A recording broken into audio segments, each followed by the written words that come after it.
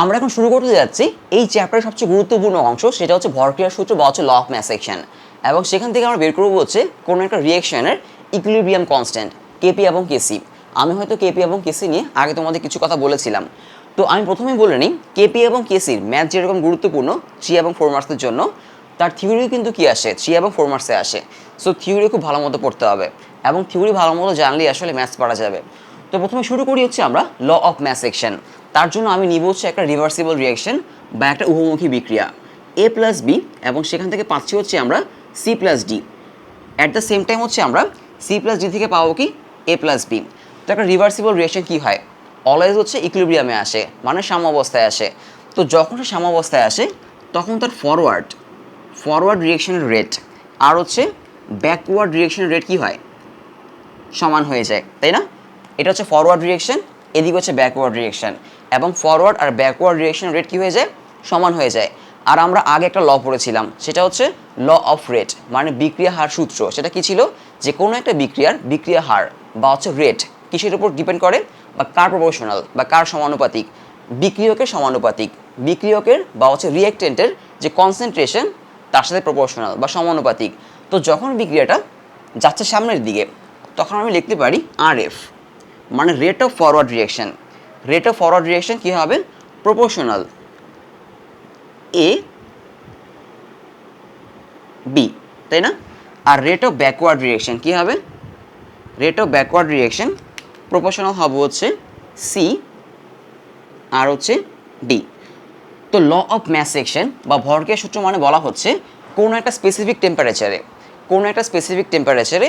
কোনো বিক্রিয়ার হার বা হচ্ছে রেট যে কোনো সময়, মানে বিক্রিয়ার হার বা রেট হবে তার মধ্যে উপস্থিত সক্রিয় ভরের সমানুপাতিক।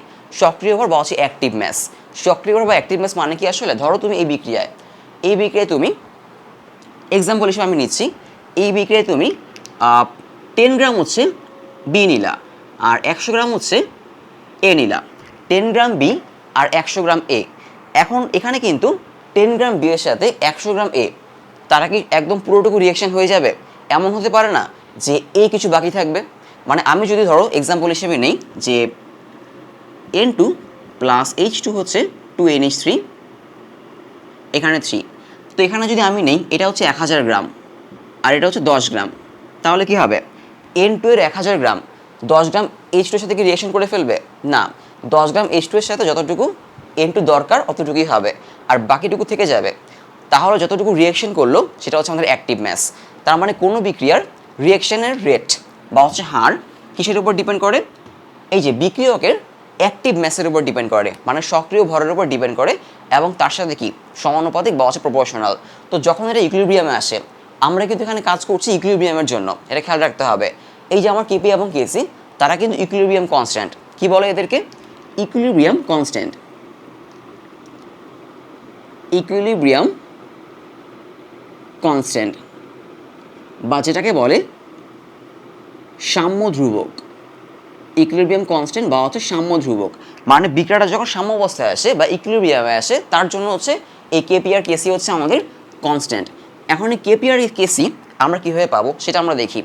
তো যখন এই রিয়াকশনটা সাম্য অবস্থায় আসবে বা ইকুইলিব্রিয়ামে আসবে তখন কী হবে, তখন আর এফ ইকুয়াল টু হয়ে যাবে হচ্ছে আমাদের কত, আর বি, তাই না? আর এফ ইকুয়াল টু কী হয়ে যাবে, আর বি। এখন আর এফ ইকুয়াল টু কী দেখলাম আমরা, এখান থেকে যদি আমরা লিখি যে আর এফ ইকুয়াল টু আমি কী লিখতে পারবো, খেয়াল করে দেখো, এইখান থেকে আর এফ ইকুয়াল টু লেখা যায় হচ্ছে K1 এ বি, তাই না? মানে আমরা হচ্ছে একটা প্রপোর্শনাল সরিয়ে একটা কনস্ট্যান্ট নিয়ে আসলাম। আর ঠিক সেমভাবে আর বি ইকুয়াল টু আমি কি লিখতে পারি, K2 সি ডি, তাই না?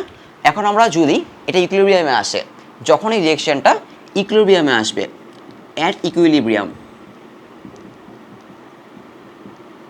ইকুইলিব্রিয়াম বা সাম্য অবস্থায়, তখন কী হবে, R F equal to R B. অবশ্যই কী হবে, দুদিকের রিয়েকশনের রেটটা সমান হয়ে যাবে। দেন আমি যেটা করতে পারি, এখানে আর এফের জায়গায় বসাবো হচ্ছে আমি K2, মানে ফরওয়ার্ড রিয়েকশন K1 হচ্ছে এ ইন্টু বি এর কনসেন্ট্রেশন, থার্ড ব্র্যাকেট মানে হচ্ছে কনসেন্ট্রেশন, আর K2 এখানে হবে সি এর কনসেন্ট্রেশন, ডি এর কনসেন্ট্রেশন। ক্লিয়ার? এই যে আমরা এখানে এইটুকু লিখেছি, এটা হচ্ছে আমাদের ল অফ ম্যাস সেকশন। মানে কোনো একটা বিক্রিয়ার হার হচ্ছে তার মধ্যে উপস্থিত যে বিক্রিয়ক বা রিয়েক্টেন্ট তার সক্রিয় ভরের সমানুপাতিক বা অ্যাক্টিভ ম্যাসের সাথে প্রপোর্শনাল। তো সেখান থেকে আমরা কি ধরলাম, যখন এটা ইকুইলিব্রিয়ামে আসবে তখন RF ইকুয়াল টু কী হবে, RB হবে। তো এটা হচ্ছে RF, এটা হচ্ছে RB। এখন এখান থেকে আমরা লিখতে পারি পরের লাইনে যে K1/K2 ইকুয়াল টু উপর হচ্ছে C এর কনসেন্ট্রেশন, D এর কনসেন্ট্রেশন, এখানে হচ্ছে A এর কনসেন্ট্রেশন, B এর কনসেন্ট্রেশন। সো যেহেতু K1 এবং K2 এই দুজনই হচ্ছে আসলে কি, দুজনই হচ্ছে কনস্ট্যান্ট। সো আমি লিখতে পারি এদেরকে আমি ধরতে পারি আরেকটা কনস্ট্যান্ট K। তো এখান থেকে পেলাম হচ্ছে উপরে C এর কনসেন্ট্রেশন, D এর কনসেন্ট্রেশন, নিচে হচ্ছে A এর কনসেন্ট্রেশন, B এর কনসেন্ট্রেশন বা হচ্ছে ঘনমাত্রা। এবং এই যে K হচ্ছে একটা ধ্রুবক বা কনস্ট্যান্ট, এটাকে বলে হচ্ছে আমরা সাম্য ধ্রুবক বা হচ্ছে ইকুইলিব্রিয়াম কনস্ট্যান্ট। আমি আবারও বলি সাম্য ধ্রুবক বা ইকুইলিব্রিয়াম কনস্ট্যান্ট। এবং এই যে সাম্য ধ্রুবক বা ইকুইলিব্রিয়াম কনস্ট্যান্ট সেটা আমি কী দিয়ে বের করলাম এই যে এই রিয়েকশানে যারা আছে তাদের কি দিয়ে, তাদের কনসেন্ট্রেশন বা ঘনমাত্রা দিয়ে। এই জন্য তার নাম হচ্ছে Kc। ক্লিয়ার? তার নাম হচ্ছে Kc। এটা একটা সাম্য ধ্রুবক বা একটা ইকুইলিব্রিয়াম কনস্ট্যান্ট এবং যেটা আমি বের করলাম হচ্ছে কী দিয়ে, ওদের সবার কনসেন্ট্রেশন দিয়ে। এই জন্য তার নাম হচ্ছে Kc।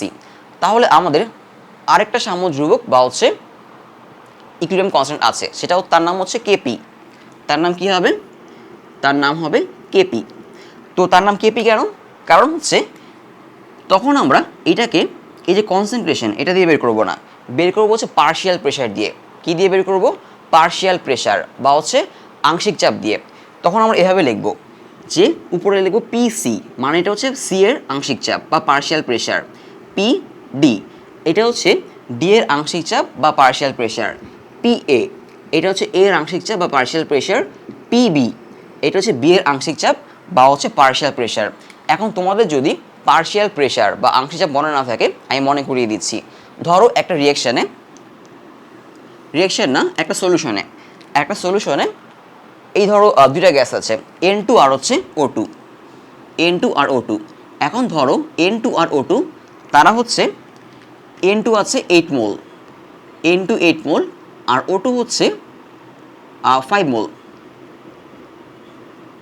N2 8 মোল আর O2 হচ্ছে 5 মোল। এখন এই যে সলিউশনটা, এটা হচ্ছে একটা সলিউশন, যেই সলিউশনে কে আছে, N2 আছে আর O2 আছে। এই সলিউশনের টোটাল প্রেশার, কি বলছি, টোটাল প্রেশার হচ্ছে আমি ধরলাম 10 প্যাসকেল। এই সলিউশন টোটাল প্রেশার কত? 10 প্যাসকেল। এখন আমরা যেটা করব, আমি লিখব পার্শিয়াল প্রেশার অফ N2। কী হবে খেয়াল করে দেখো, এখানে লিখবো আমি, নিচে লিখবো টোটাল মোল নাম্বার মানে 8 + 5, উপরে লিখবো হচ্ছে N2 এর মোল নাম্বার মানে 8। এটাকে বলা হচ্ছে মোল ফ্র্যাকশন। কি বলে? এই যে নিচে আমাদের টোটাল মোল নাম্বার, উপর হচ্ছে N2 এর মোল, এটা হচ্ছে N2 এর মোল fraction into total pressure P, মোল fraction into total pressure P। তো কত হবে এখানে, উপরে 8 আর নিচে হচ্ছে 8 + 5 মানে 13 ইনটু টোটাল প্রেশার কত, 10। তাহলে এটা হচ্ছে আমার N2 এর পার্শিয়াল প্রেশার বা হচ্ছে কি আংশিক চাপ, পার্শিয়াল প্রেশার বা আংশিক চাপ। তো সেমভাবে পার্শিয়াল প্রেশার অফ কি O2 কী হবে, নিচে 13 হবে, উপরে হবে কত মোল আছে, 5 মোল ইন্টু 10। ক্লিয়ার? তো আমাদের এভাবে বের করতে হবে। এবং অবশ্যই এই যে পার্শিয়াল প্রেশার, এরা কিন্তু কোথায়, ইকুইলিব্রিয়ামে। আমরা এখানে যা শিখছি সবই হচ্ছে ইকুইলিব্রিয়ামে। তো একটা ম্যাথে হচ্ছে আমরা এইভাবে কী বের করব, এইভাবে পার্শিয়াল প্রেশার বের করব। এবং তার জন্য কী জানতে হবে, আমার মোল নাম্বার জানতে হবে, যে এই যে সলিউশন, এই রিয়েকশনটা হওয়ার পর ইকুইলিব্রিয়ামে তাদের কত মোল আছে। তো কীভাবে বের করতে হয় এটা আমরা সামনে দেখব। সো এখন জাস্ট আমরা দুটো ফর্মুলা দেখলাম, Kc আর হচ্ছে কেপি। Kc আমরা বের করি হচ্ছে কনসেন্ট্রেশন দিয়ে, আর কেপি বের করি হচ্ছে আমরা কী দিয়ে, পার্শিয়াল প্রেশার দিয়ে। এখন দেখব আমরা কিভাবে এই কেপি আর কেসির মধ্যে আমরা একটা সম্পর্ক স্থাপন করতে পারি। মানে এমন একটা ফর্মুলা বের করব যে ফর্মুলা কে থাকবে, কেপি থাকবে, তার সাথে কেসিও থাকবে।